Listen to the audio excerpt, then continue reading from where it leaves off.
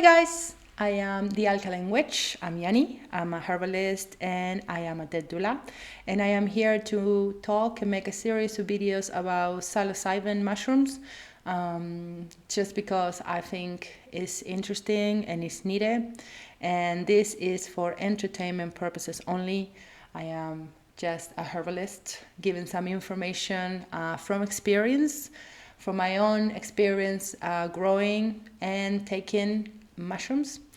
Mushrooms are starting to be a big thing.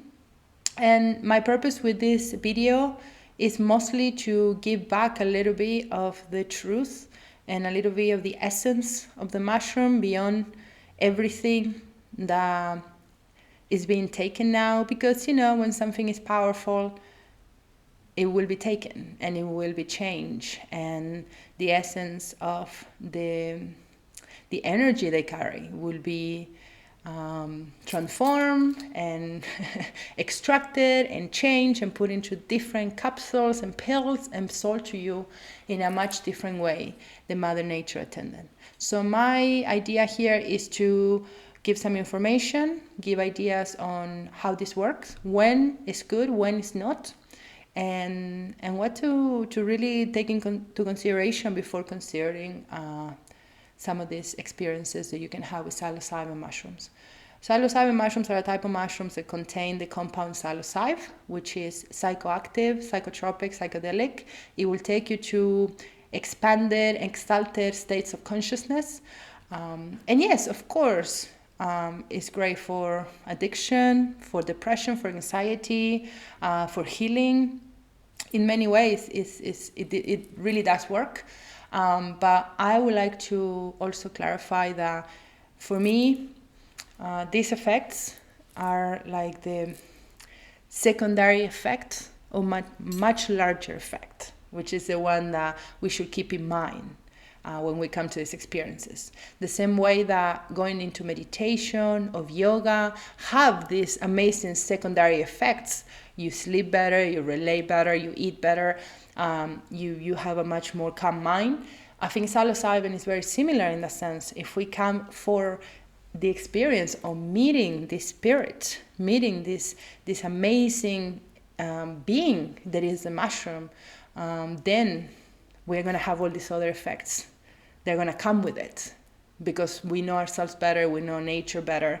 But the moment we try to remove the spirit of the essence of this medicine, like many others, and we put into a little pill, or we go into experiences, there are many up there, clinical experiences, in my opinion, and like I say, this is my opinion, can create a little bit of a fracture in people if we try to take this only as an empirical,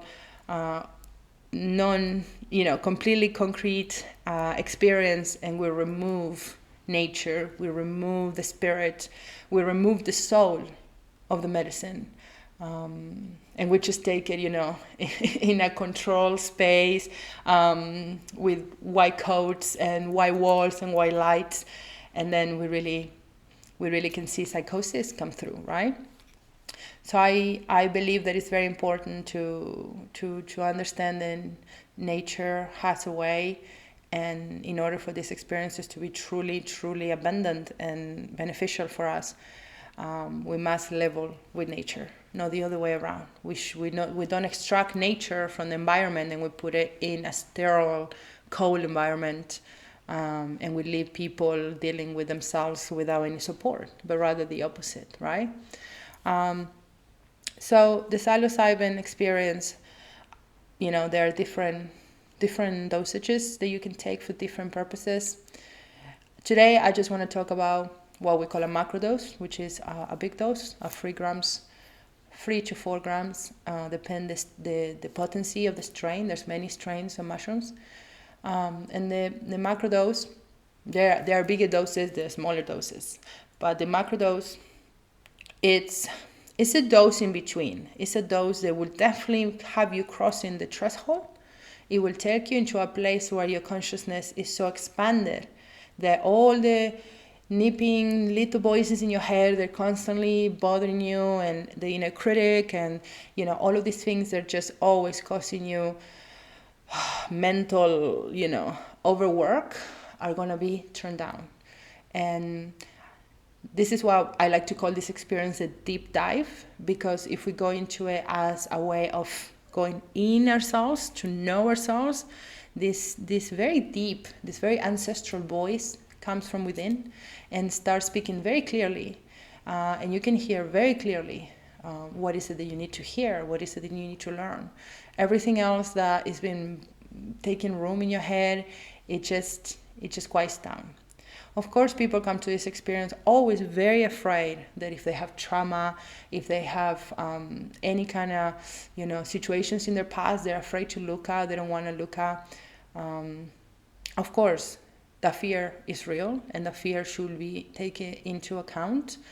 But, I always said, if you have something that you don't want to look at, you're already looking it up when you come with that fear, right? It's already there.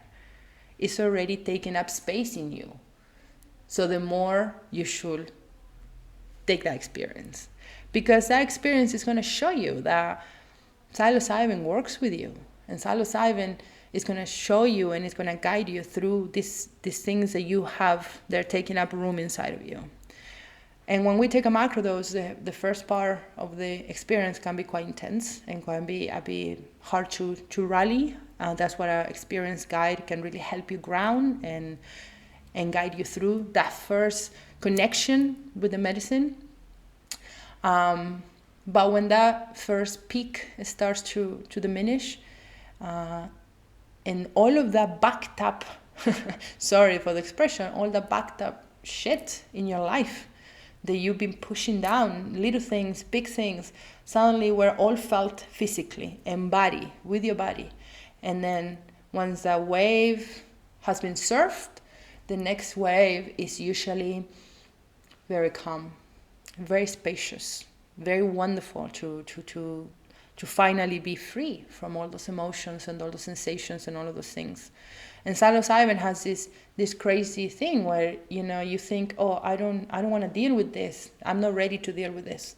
Well, we can talk to the mushroom or to the guide. We can say, hey, I know that's there.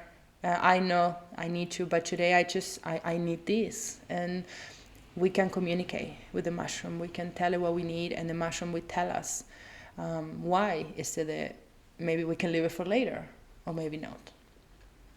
So a macro experience is divided in 3 parts, the triad, right? First part, preparation. Very important. Depends the experience where you're going to go to.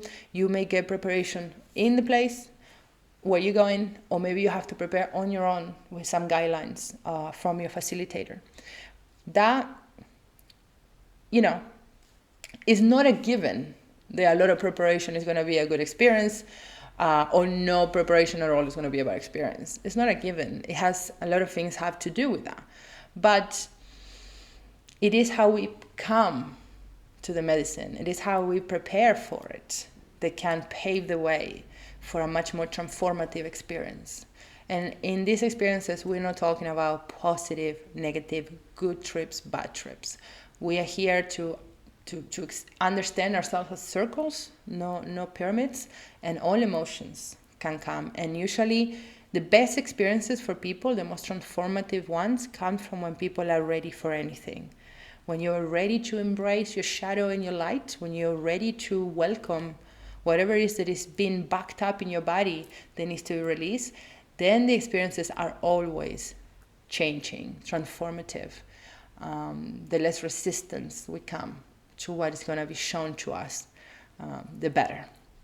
So preparation can translate in the way of fasting a little, cleaning your diet, cleaning your sleep, abstaining from a lot of social interactions from a couple of days, meditating more, creating your intention, creating your space. And I always like to say, the 3 altars, the physical altar, where you're going to go to the space, the body is the second altar.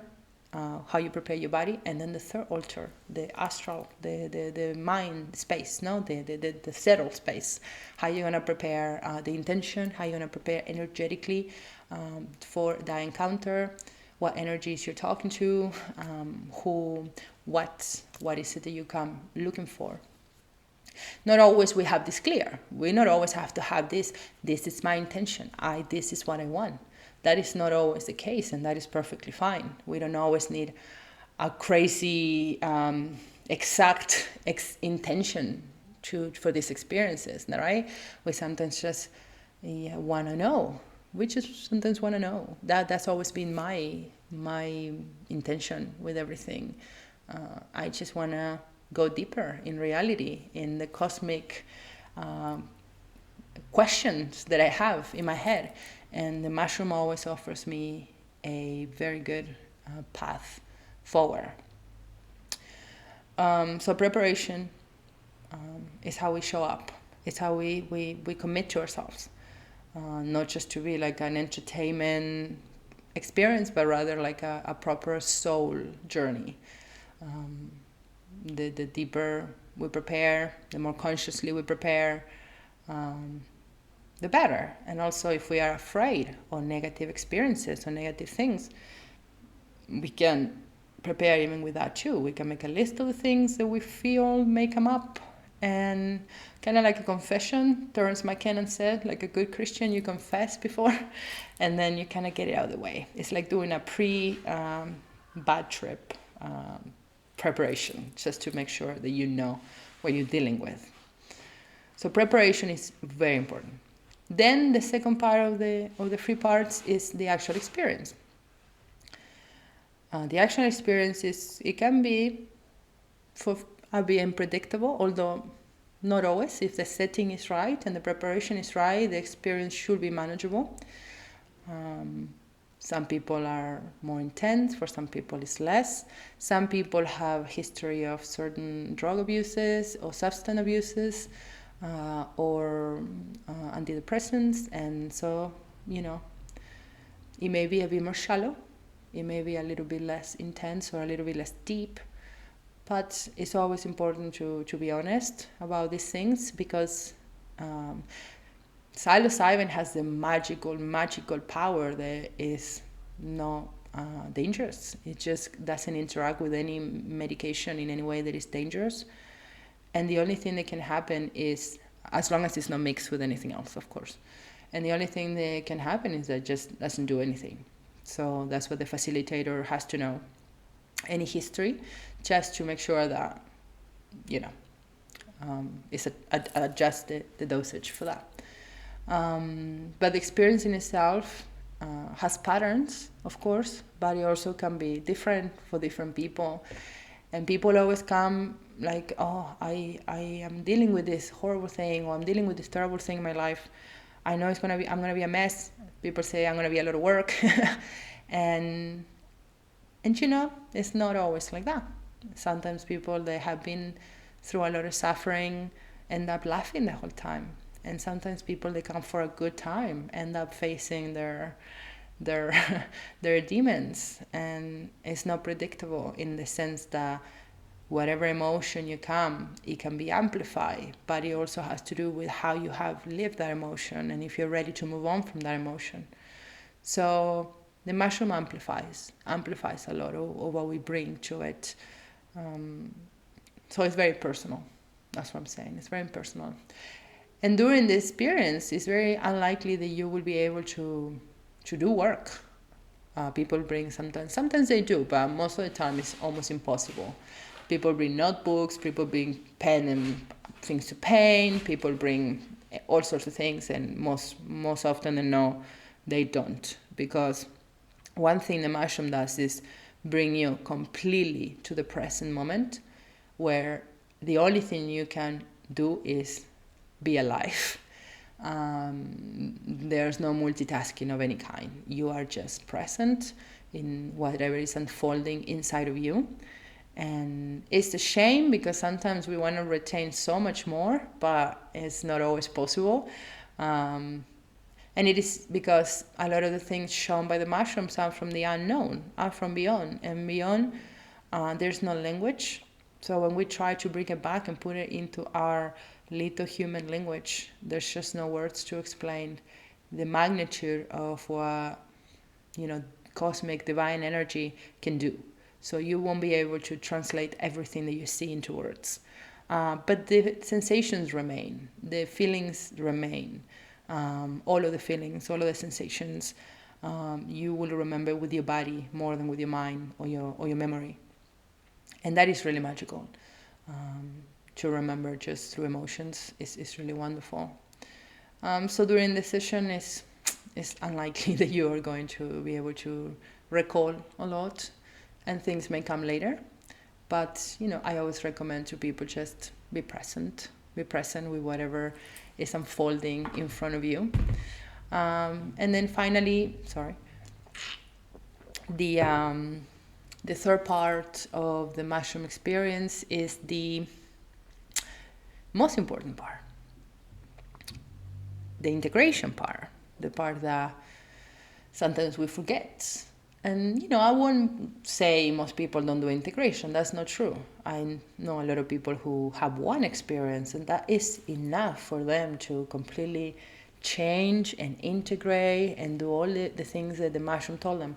But I also there's people who go to experience after experience and they do very little integration. Integration is, I give this example. If you imagine you have an illness, right? And you go to the doctor, and the doctor gives you a paper with, a note with a medicine or a treatment you have to do.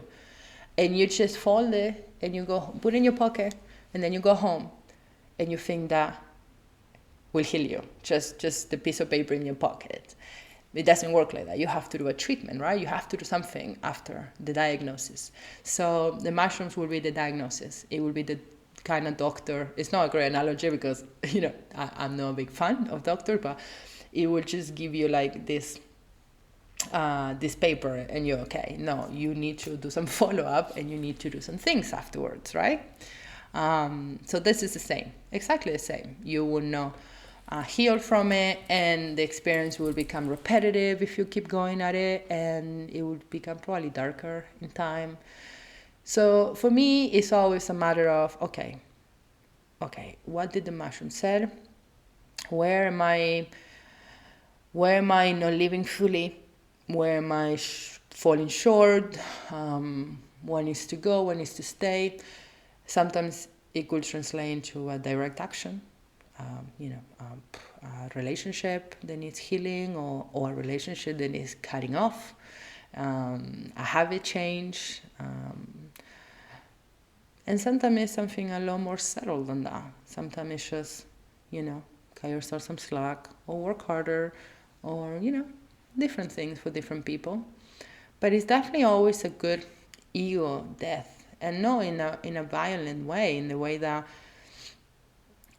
you finally look at yourself honestly, and for me, the mushroom always is all this great stuff you're doing, and you are all this amazing energy, and you are this amazing cosmic power, and you're so lucky to be alive, blah blah blah. But in this other hand, it's like, but this, like, you're not doing this, you promised this and you didn't fall through. And sometimes you need that. You need both. It's like the sandwich, right? Something good, something bad, something good. And you need that. And you need that clarity too. And for me, it's very, very funny that most people, when they come to a mushroom and they have this massive epiphany, like suddenly it's like, wow, I understand everything. And I always ask, what is it? And they say, it's me. The answer is always, it's me. And it's obvious every day. It's just obvious. It's clear. But in that moment, it's like super clear. Super, super, super clear. So the mushroom is an Terence McKenna liked to say mushroom is an interplanetary species that brings knowledge from all over the universe. It talks, and that's what's wonderful about it. You can keep a conversation. Some strains of mushrooms are a lot more philosophical and talkative. Others are more visual. Others are more sensations, like body sensations. So different mushrooms, different things, but on and on they all talk and they all send these very clear messages. And it's really, really cool. But so the mushroom is in general, mushrooms are the fruit.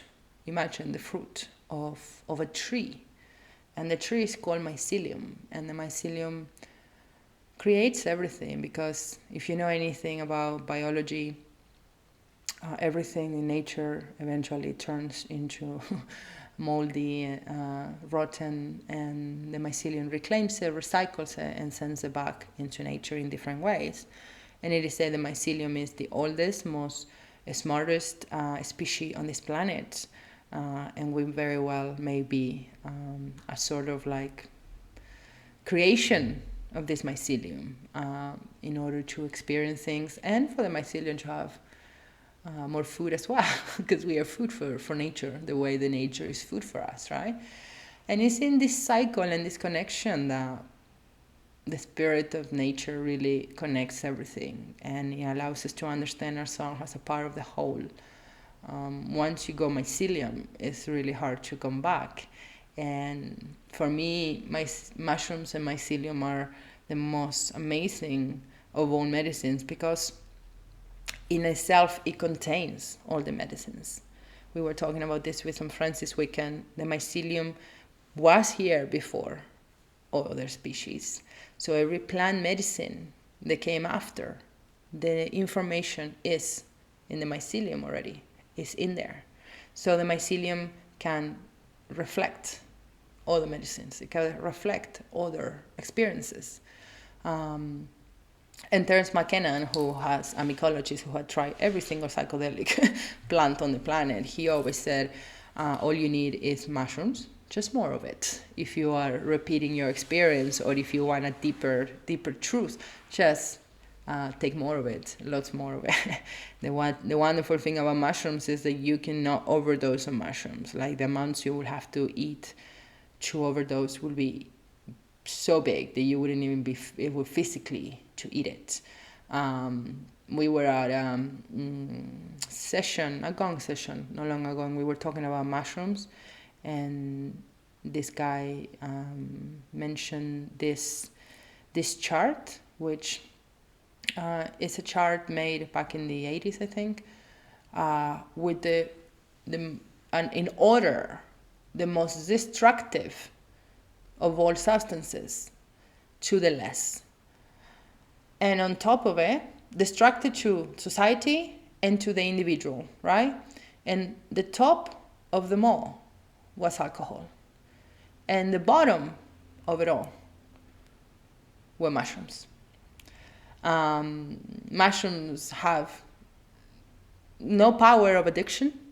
In fact, once you've gone into a big experience with mushrooms, a macrodose, it's very unlikely you're going to want to do it right away again. Some people never want to do it again. Some people will want to do it again, but they still understand there's some time needs to pass, and it's not calling you. People ask me all the time with the microdose, like, will it be addictive?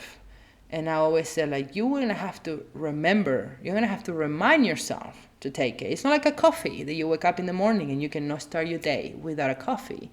Mushrooms are not like that. You have to remember, you have to come to it. And sometimes you're going to feel like, no, today is not a day for this. So it's not addictive. Against alcohol, which has destroyed so many lives, personally, physically, but also in society, and other drugs, of course. But alcohol is a good mirror, because alcohol is legal, right? And that is the thing that always gets me, and it gets me upset. Alcohol is legal, and it kills people, literally, and it kills communities and destroys lives and destroy entire systems. And it's so not only legal, there's still advertising allowed with alcohol. So So that always gets me, right? It's not that I think alcohol should be illegal, because I'm not into legal or illegal. It's that I think mushrooms shouldn't be illegal. But I also feel that being illegal means that they are powerful, because, they have this power of transformation for people. So, it's a little message for us to take, that there's something in them they don't want us to have, they don't want us to know. So, okay, went a little off topic there, but alcohol is really, as someone that owned a bar for many years, and I've seen firsthand the effects of alcohol on people. I've heard a lot of people say, just one drink is one beer, and for a lot of people, one beer will be fine, right? But unfortunately, for a lot of people, one beer is all it takes. And I would say for everyone, not just most people, one beer is all it takes to lower your frequency. You may not see it if you're used to it, but right away your frequency gets dropped with alcohol. Which, if you were able to see energies and you saw somebody after a microdose, I'm sure you will see something very different, because people become very alive, and they become very aware, and they become very social in a different way, and deep and honest. I have people say that mushroom makes them very honest, which is great. Not always comfortable, but always great to be honest in a respectful way. So that's another effect of mushrooms on the more microdosing spectrum. You may find yourself saying things that you wouldn't dare say.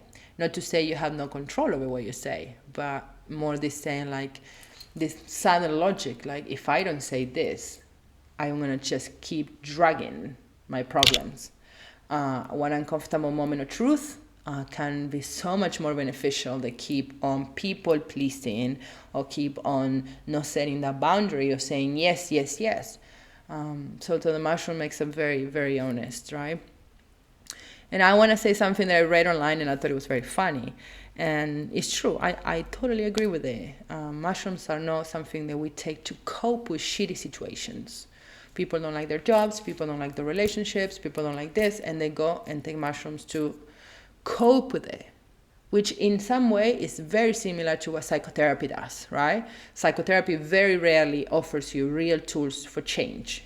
Rather, it makes you adapt to a shitty situation. And you go to therapy and you talk for an hour, and then you kind of bend, and then you stay.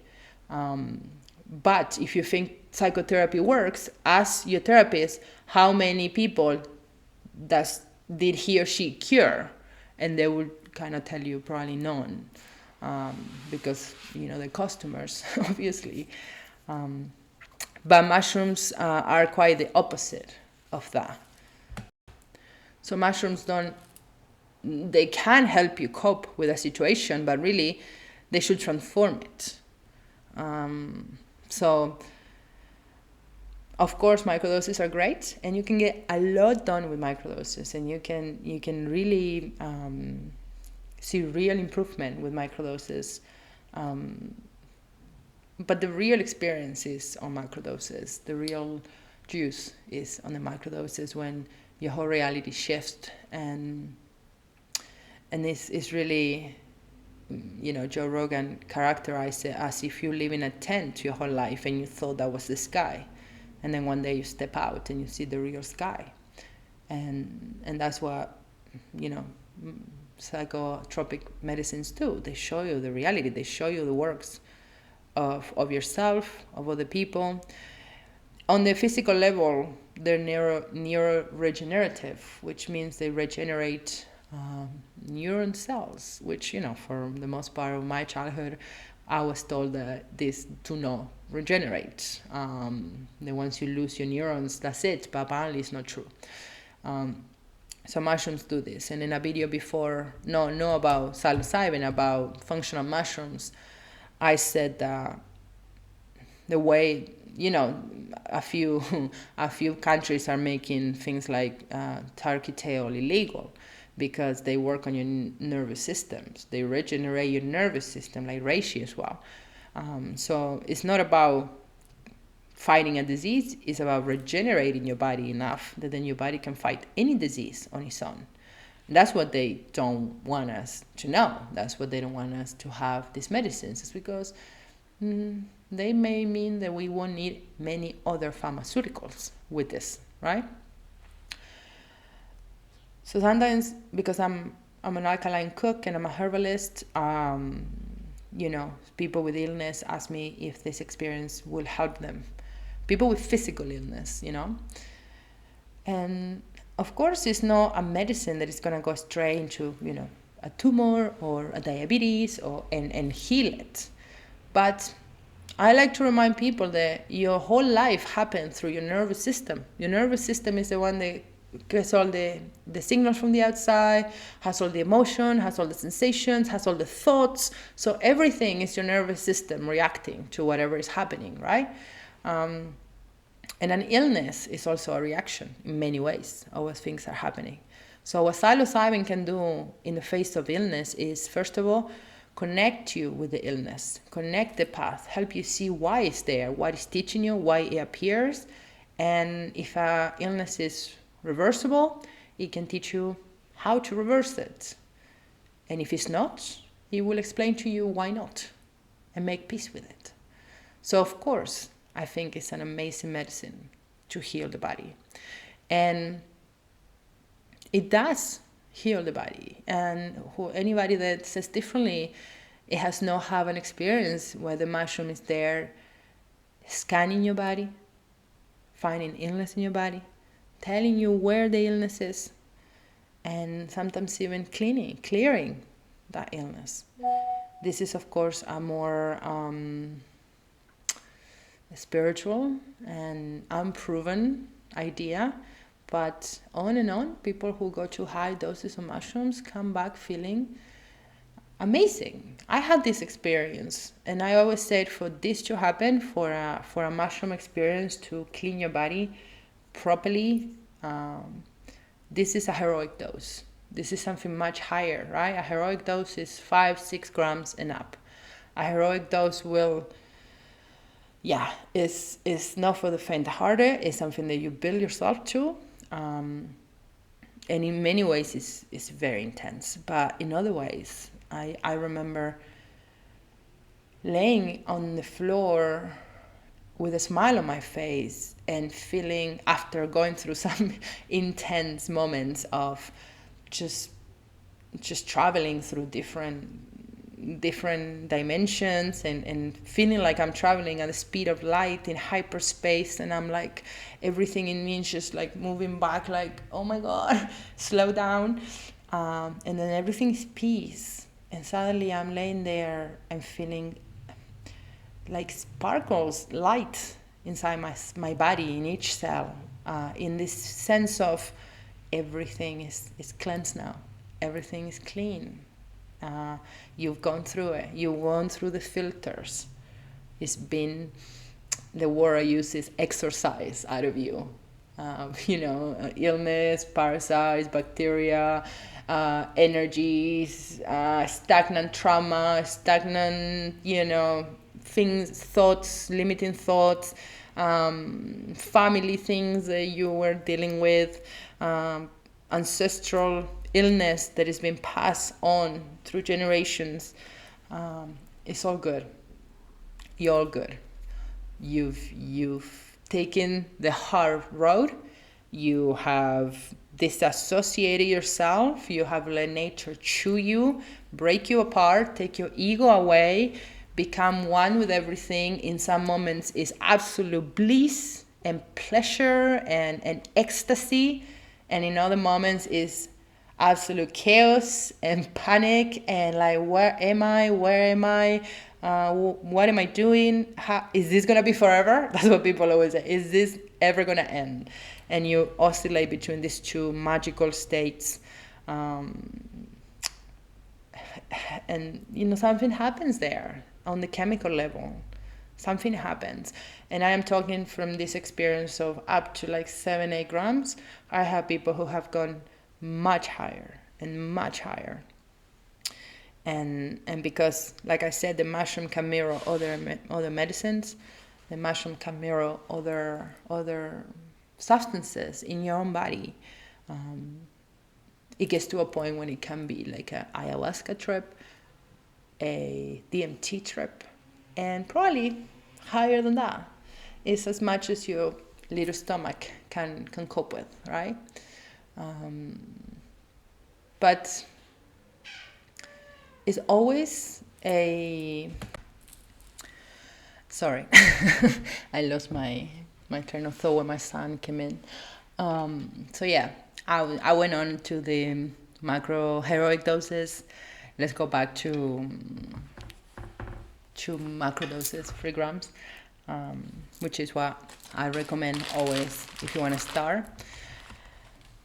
There are lower doses, obviously, and you can start slow. But I always like to make people aware that a low dose may leave you between spaces, and it may feel even more uncomfortable. Sometimes people are scared of a higher dose, like going straight to 3 grams and just go for it. But in my experience, it's the best, because you just go and you come back in one piece, and you go and you come back in one piece, and you're there and you just here. And lower dosages can be used for other purposes. If you want to retain, if you want inspiration, if you want to not go so far. But if what you're looking for is a proper experience, I would say always just have it all in one go, and just go for it, because you're just going to be divided otherwise. Part here, part there, thinking if I should have taken more, if I'm going to take more. And all of that creates like this, like this fracture inside, like this so much thinking. So I recommend just do the 3 gram thing and just go for it. It is so important to start with somebody that can guide you through if you are not used to it, or if you're first time, or if you come with resistances. Me myself, I wonder for a long time if the facilitator had an important role, more than kind of like babysitting, trip sitting. But time after time, you realize that when you are going into the unknown, it can feel sometimes intense, and just a simple presence by you, someone that can just smile at you in an intense moment, is all you need. It's all the anchor you need. And for that, you need a facilitator that is already experienced and regulated enough that whatever the experience throws at them, they can remain unattached, they can remain calm, and they can remain in trust of the process, whatever is that is happening. And I believe personally that takes a communion with medicine that is prolonged and is deep, and that only the mushroom is capable of saying to you, you can facilitate. There's a lot of courses out there. There's a lot of online shamanic courses, which, I find them hilarious. And I'm not saying if you want to learn theory, I think probably a great idea, but I believe that a good facilitator is the one that has let the medicine break them apart, the way that many people are going to be broken apart by it, and the ones that have sat with the good and the bad and have walked the underworld, the astral, the in, the out, the in between, and have seen it all and have not been afraid. And that's the type of facilitator that just knows everything is fine. And that's all you need, really. Someone that knows that everything is fine, that you can trust the medicine, like I said. As you gain practice with it, your own self is capable of like zooming out and saying to you, hey, you're on a trip. Don't forget, you don't have to freak out every time. But in all the experience I have on free grams, people normally do not experience that intense of a trip. That is the magic number, really it is. Free is a magic number, right? For a reason, because it really can, put you in a good place. Like I said, with the preparation, with proper guidance, with a proper setup, but it really can take you there. And another thing I like to comment before I finish is that I did finish a book it's called The Mushroom Woman, and it's an invitation for more women-led spaces when it comes to the mushroom. A lot of people have had traumatizing experiences with the mushroom or with other medicines, and sometimes a lot of things can be the reason for it, of course, and none, sometimes it's just what you need to experience, but also sometimes it's an unaware, unsafe, unprotected space that is more performative than integrative and mindful of women's fears, of women's resistances, of women's trauma, and more importantly, the womb space. The womb space that can bring a lot into the experience that maybe male practitioners, unless they're very connected with the feminine, and I don't mean like them being feminine, I mean them being able to say, explain to me, guide me through, enlighten me in how women experience these things. I don't think it's always the best option for women. Like I said, I'm not generalizing in any way, but I have had conversations with certain practitioners and facilitators, and I have been a little stunned by some of the answers I receive in about these subjects, about safety, about safety concerns, privacy concerns, energy concerns, trauma-informed spaces, trying to control people's experiences, trying to cut trips short when the experience is not what they want, or trying to tell people how to have it or solutions or what to do instead of just letting whatever unfolds and making the person feel safe with their emotions. And in certain level of womanhood, we can only protect and guard what we already know ourselves. And for the most part, I think men remain unaware of a lot of situations women go through. As simple as our menstrual cycle, as simple as that. If a facilitator is not aware of these changes, of these hormonals, of these things, how can they really lead you into the womb, where the medicine is gonna bring things for you to explore. So that's why I created a book called The Mushroom Woman, to invite women to be more to be more courageous and to lead these spaces and to trust themselves, because I don't think women are less capable, the opposite. But I believe women are more conscious and more careful with other people's pain and other people's trauma. And so that is what always stopped them, to feel like, oh no, well, what if I messed up? And the fact that you question that, I think that is the right approach. That is the right way, that you are aware that this is a powerful tool and that people need to feel safe and protected. So I was hoping to inspire more ladies, and also for us to map the feminine part of the mushroom, because I believe the mushroom is a bit androgynous, it's not feminine or masculine, but there are a masculine experience and there is a feminine experience. And, the literature is non-existent on women experiences with these medicines. I don't think, again, that is like a bad thing. I think women, we pass things more through emotions and through spoken words. So I think that's what, there's less of it, but it is a good thing to explore them together and to see together where the feminine experience lies with the mushroom. Because I've heard women say there are very consistent patterns, right? Very consistent patterns in women with their experiences. They are completely invisible to most men. So I want more of that. I want to know more of that.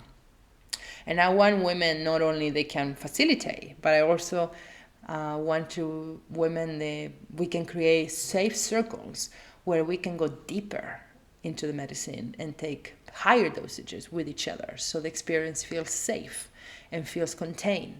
And I believe that for many the only way is with other women or with a very safe masculine container that but it's not always the case that you have that, right? So yeah, that is today's video. If you're interested in more information about these subjects, I'm available always to talk. And, the sense of wonder that comes with the mushrooms, the sense of expansion of the consciousness, the sense of truth, and the sense of awareness, and the sense of turning down all these things that don't matter and just highlighting what actually matters in our lives and what's important in making those changes, doesn't always come without a cost. The cost is sometimes, moments of discomfort that come with it. But it's for a moment, it's for a moment.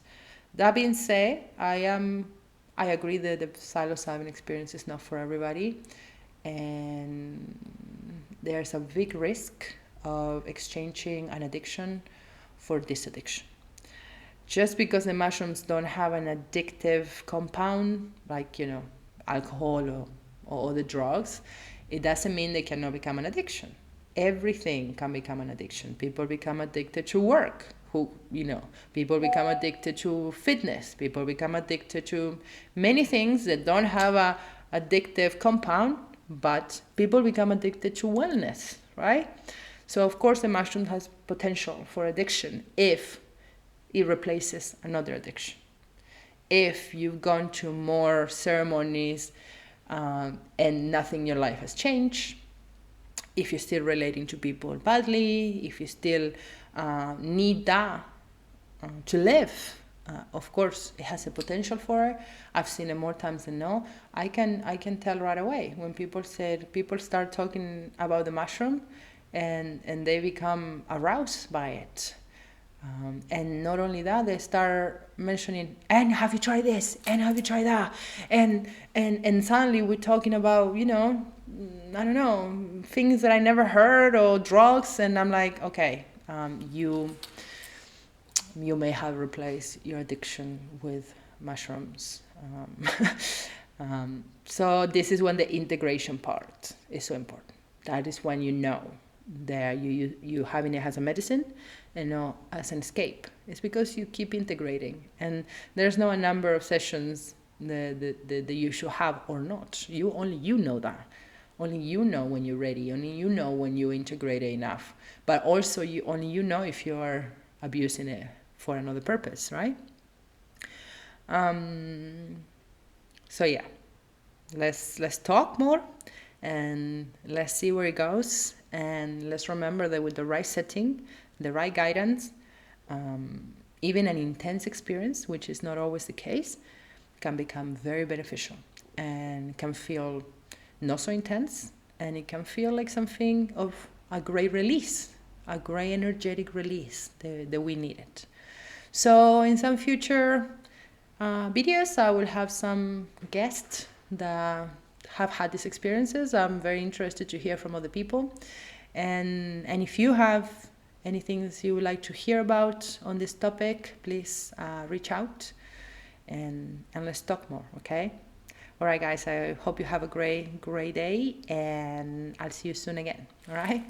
If you like this video, or if you know anybody that could be interested or find it useful, do share, and I'll be very grateful to you, all right? Bye.